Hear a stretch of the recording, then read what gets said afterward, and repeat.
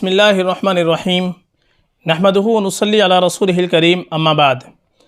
महतरम नाज़रीन किराम, अभी 1 बजे बड़ी गमनाक ख़बर सामने आई है। निहायत अफसोस के साथ ये इत्तला दी जाती है कि हमारे इलाक़े के बड़े आलिम दीन हज़रत अक़दस मौलाना अब्दुस्सलाम साहब पेमोड़ा शेखुल हदीस जामिया क़ासमिया मदरसा शाही मुरादाबाद अभी तकरीबन 10 मिनट कबल अपने गांव पेमोड़ा में ही इस दार फ़ानी से दारुल बक़ा वल क़रार की जानिब रहलत फरमा गए हैं।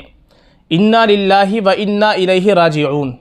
अल्लाह तबारक व तआला हज़रत मौलाना रहमहुल्लाह ताला की लग़ज़िशों को माफ़ फरमाकर आपकी खिदमात का बेहतरीन बदला अता फ़रमाएँ, आपकी बाल बाल मग़फ़िरत फ़रमाएँ।